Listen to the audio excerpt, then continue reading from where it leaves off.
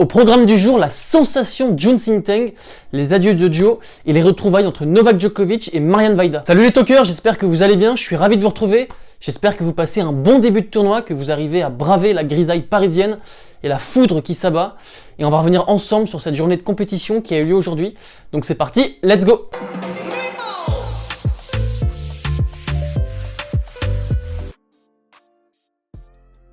En entrée aujourd'hui, j'ai choisi de vous faire découvrir un joueur, il s'appelle Jun Sinteng, il a 19 ans, il est né en 2001 et il a joué aujourd'hui face à Joao Sousa au premier tour de Roland où il s'est incliné malheureusement en 5-7, mais il avait réussi une superbe perf en sortant des qualifs, en battant notamment Arthur Cazot. C'est un joueur qui a de solides références et qui ne sort pas du tout de nulle part. Il était bien établi sur le circuit junior, il a pu disputer 3 finales de Grand Chelem, symbolisées par 2 titres. Il a pu disputer la finale de l'Open d'Australie Junior en 2018 contre Sébastien Corda, où il s'est incliné. Puis il a gagné Roland Garros Junior face à Sébastien Baez, qui commence à faire son trou sur le circuit, qui va jouer Alexander Zverev demain. Ensuite, il a gagné Wimbledon face à Jack Draper, la sensation de Wimbledon l'année dernière, qui avait pris un set à Novak Djokovic. Donc en 2018, ce Taïwanais a gagné 2 grands chelems la même année, et c'était seulement le 2e joueur de l'histoire à le faire sur le circuit junior. Également, il réussit une très jolie saison pour l'instant, symbolisée par 2 titres en Challenger du côté de Bangalore et de Murcie. Et en fait, il faut savoir qu'entre 2013 et 2019, il a été coaché à la Patrick Mouratoglou Academy, donc il a côtoyé l'actuel coach de Simona Halep. Également, il a été coaché pendant 2 ans par Dominique Herbati, un ancien joueur qui jouait au temps de Federer et de Nadal. Il faut savoir que ce Taïwanais, il est tout petit, il mesure à peine 1m72, et en fait il a un jeu explosif, un petit peu à la manière d'un Goffin ou d'un Nishikori, et il compense son manque de puissance par une prise de balle très précoce, une vraie vision du jeu, et il a une super main au filet, donc c'est vraiment un joueur que je voulais vous faire découvrir, et je pense qu'on va vraiment être amené à le découvrir pendant les 10 prochaines années. Dans l'après-midi, on a assisté aux adieux de Joe, voilà, on s'y attendait, il avait prévenu qu'avant ce tournoi, Roland Garros serait son dernier tournoi et donc s'il perdait, ça aurait été son dernier match en carrière. Il a joué face à un super joueur, Casper Ruud, qui est vraiment très en forme en ce moment, qui a fait une demi-finale du côté de Rome, perdu face à Novak Djokovic pour sa 1000e victoire et qui a gagné à Genève il y a tout juste 5 jours. Et là, il jouait Casper Ruud et c'est un match vraiment qui a symbolisé sa carrière. Il y a tout eu dans ce match, il y a eu des larmes, des moments de joie, des coups gagnants incroyables, des fautes directes, une Marseillaise, des frissons, des larmes, de la souffrance, il y a tout eu. Et c'était vraiment un condensé de sa carrière. Et Joe a offert une super résistance au 8e mondial, vrai spécialiste de la Terre. Très clairement, j'avais pas vu venir ce match, je pensais qu'il allait prendre une rouste, comme beaucoup de gens je pense. Et il s'est vraiment accroché, il a remporté le premier set au tie-break à l'issue d'un duel de cogneurs, vraiment. Il s'est appuyé sur son coup droit, sur son service plus 1. On a vu que c'était toujours un joueur aussi fort, aussi surpuissant. Malheureusement, au fur et à mesure du match, on s'est rendu compte qu'il baissait physiquement, il perdait pied. Néanmoins, dans le 4e set, il a eu une super réaction d'orgueil. À 5 partout, il a breaké Casper Ruud pour servir pour le set. Et dans ce fameux jeu où il a servi pour le set, il a été rattrapé par une blessure à l'épaule. On sait que son jeu est très énergivore, ça lui demande beaucoup de puissance. Et ça a craqué au pire moment, il a fini en larmes. Et d'ailleurs, l'arbitre lui a mis un warning. J'ai trouvé ça pas très classe de la part de l'arbitre parce qu'il mettait un petit peu de temps à servir. Et on a eu un droit à un moment magnifique, une Marseillaise juste avant le tie-break, et une standing ovation sur la balle de match de Casper Ruud qui menait 6-0 dans le tie-break. Et c'était un vrai moment de communion, d'instant de grâce avec le public, un moment dont on avait besoin dans ce tournoi un petit peu morne pour l'instant, avec l'exception de Diane Paris.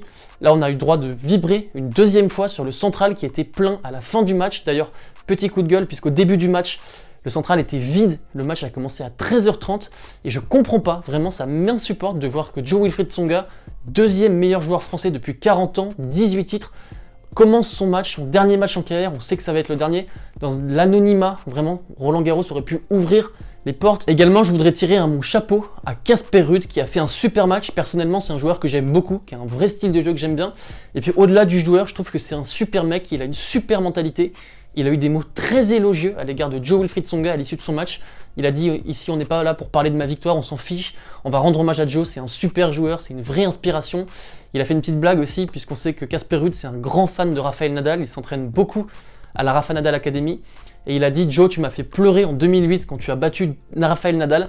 Comme Greg a pu vous le retracer cet après-midi dans sa nouvelle série Les Épopées légendaires, je vous invite à voir cette vidéo.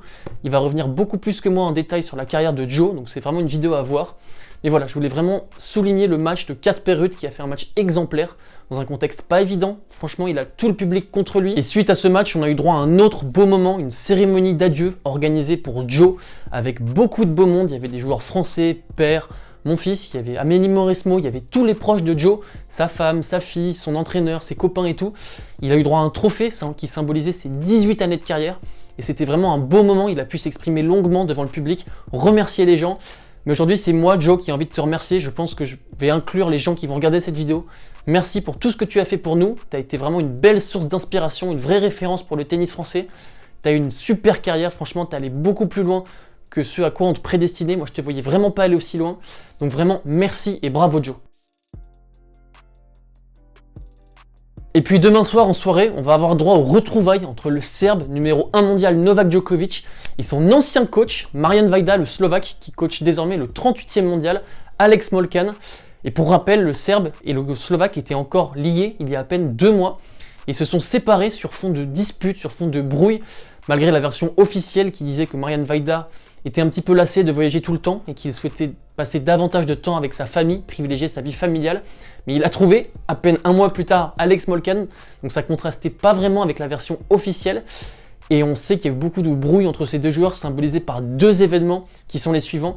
Marian Vajda ne voulait pas que Novak Djokovic aille participer aux Jeux Olympiques, il souhaitait qu'il se concentre sur le Grand Chelem calendaire.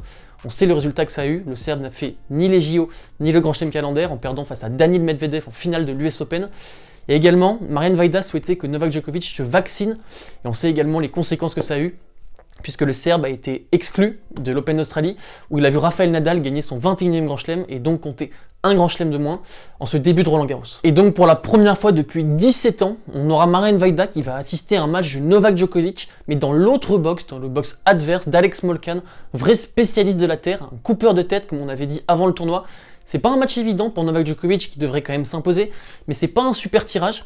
Alex Molcan, c'est un vrai joueur de terre qui a disputé 3 finales sur le circuit, dont une il y a tout juste 1 an face à Novak Djokovic, la semaine qui précédait Roland-Garros.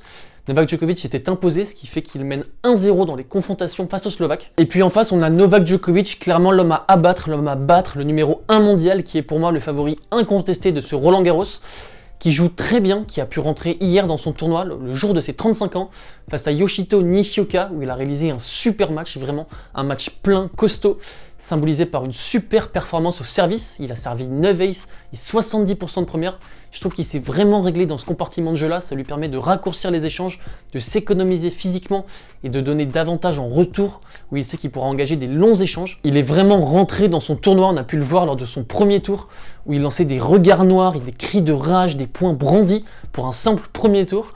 Et je trouve que c'est bien peut-être pour Novak Djokovic de jouer 2 gauchers, Nishioka et Alex Molcan, en vue peut-être d'un quart de finale face à Rafael Nadal, auquel cas il serait favori à mon sens. Je me projette un petit peu dans la suite du tableau, mais je trouve que Novak Djokovic est vraiment impressionnant, il est vraiment dans ses temps de passage, il joue très bien, un super niveau, il s'est réglé au niveau du service comme je l'ai dit, mais également au niveau du coup droit, qui est vraiment son baromètre sur terre, avec son coup droit croisé qui lui permet de tenir la diagonale. Et c'est vraiment son jeu qui m'impressionne là en ce moment, il est vraiment très costaud. Physiquement également, il s'est refait une santé, puisqu'on se souvient qu'à Monte-Carlo, il avait pêché physiquement dans le 3e set face à Davidovich Fokina, il avait encaissé un cinglant 6-1. Également à Belgrade, il avait pris 6-0 dans le 3e set face à Andrei Rublev.